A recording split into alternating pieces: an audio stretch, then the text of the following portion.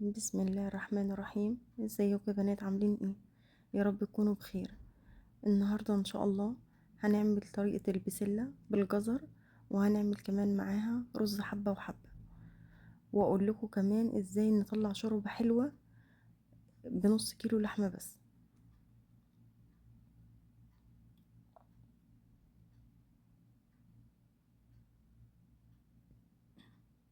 طبعا ده موسم البسلة، والبسلة كتير الايام ديت في السوق، نقدر نجيبها ونخزنها.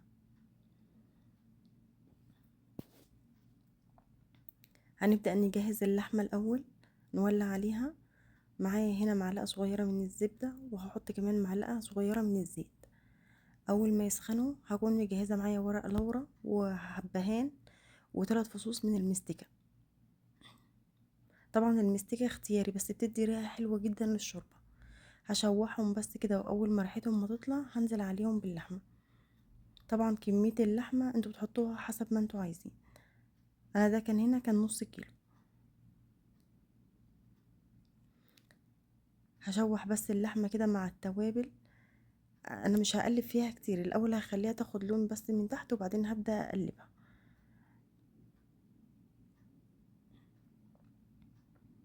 بعد ما كلها اخدت لون واحد هكون مجهزة معايا حبة طماطم وحبة جزر وحبة بصل كبيرة، هنحطهم عليهم ونقلبهم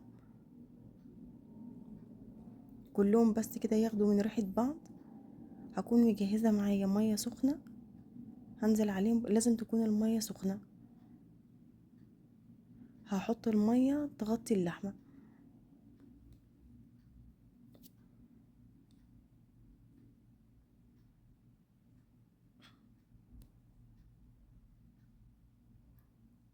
شايفين لون الشوربة بس بتاعت اللحمة؟ يعني لسه ما استوتش وبدأت لونها يكون عامل ازاي.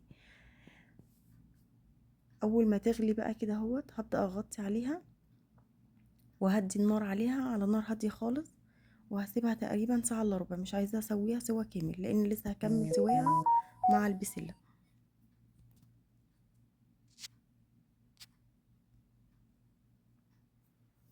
خلاص هنا كانت استوت ساعة الا ربع، ساعة الا ربع بالظبط، ما كانتش دخلت في السوا الجامد. شايفين لونها هنا بقى عامل ازاي؟ هتكون معايا معلقة كبيرة من الملح ونص معلقة صغيرة من الفلفل الاسود.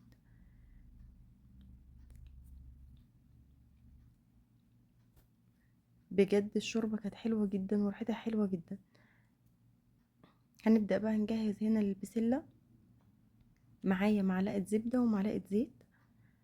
اول ما يسخنوا هنزل عليهم ببصلة كبيرة متقطعة قطع صغيرة. نبدأ بقى نشوحها كده بالراحة. انا هفضل اشوح في البصلة لحد ما تاخد اللون الذهبي الفاتح، مش عايزة البصلة تبقى غامقة.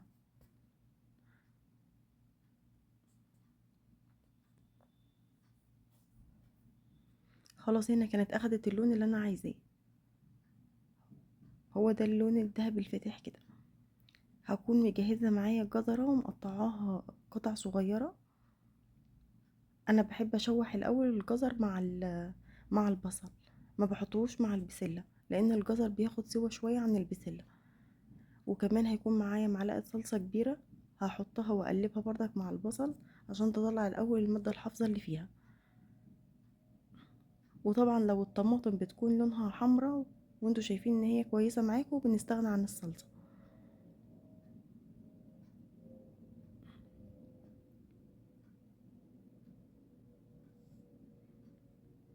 هكون مجهزة معايا 4 حبات من الطماطم، ضربهم كويس جدا ومصفيهم في الخلاط.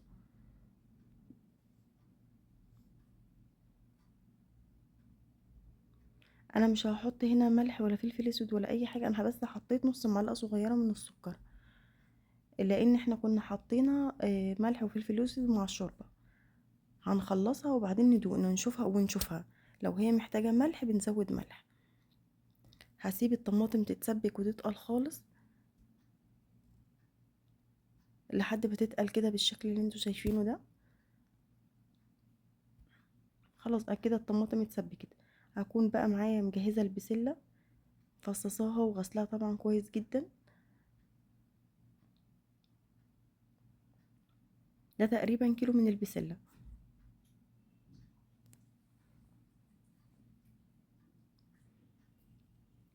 نشوحها كده شوية مع الصلصة. هنحط بقى كمان معاهم اللحمة اللي احنا سلقناها في الاول عشان تكمل السوا بتاعها مع البسلة.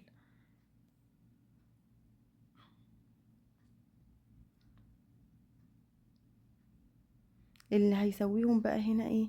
شوربة اللحمة. هنكون مجهزين شوربة اللحمة. شايفين الشوربة شكلها عامل ازاي؟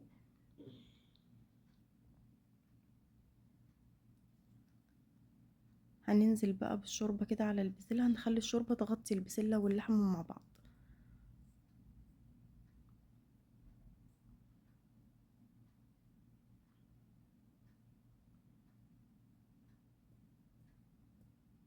البسلة اول ما تغلي برضو هنهدي عليها ونسيبها تستوي بقى على نار هادية.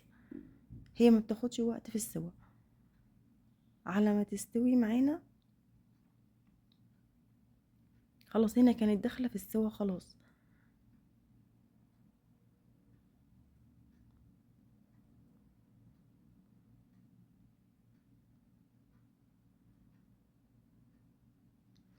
على ما تستوي وتكمل سواها نبدأ نجهز الرز. هعمل رز حبة وحبة. طبعا تقدروا تعملوه بالشعرية زي ما تحبوا. معايا هنا كوبايتين من الرز مغسول ومنقوع 10 دقايق. هاخد من الكوبايتين نص كوباية من الرز.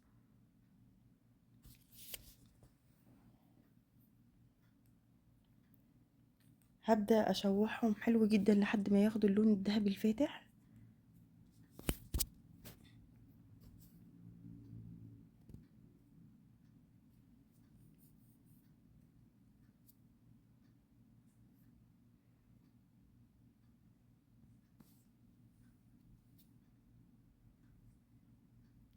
خلاص هنا كان أخد اللون اللي أنا عايزاه.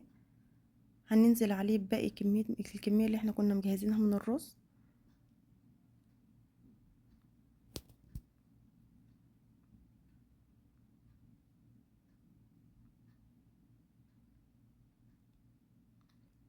هنقلبهم كلهم مع بعض لحد ما الرز كله يكون سخن. لازم كلهم يسخنوا مع بعض.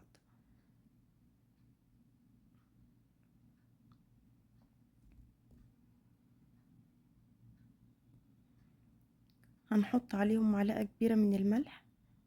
طبعا برضو الملح احنا بنحطه وبندوق يعني بعد ما بنحط المية بندوق المية بنشوف الملح بيكون كده اتظبط ولا لا. محتاج ملح بنزود ملح، لما لقيناه مظبوط خلاص يبقى هو كده مظبوط. هننزل بقى عليهم بالمية السخنة. لازم برضو تكون المية سخنة عشان يطلع الرز مفلفل. لو حطينا المية باردة الرز بيعجن في بعضه.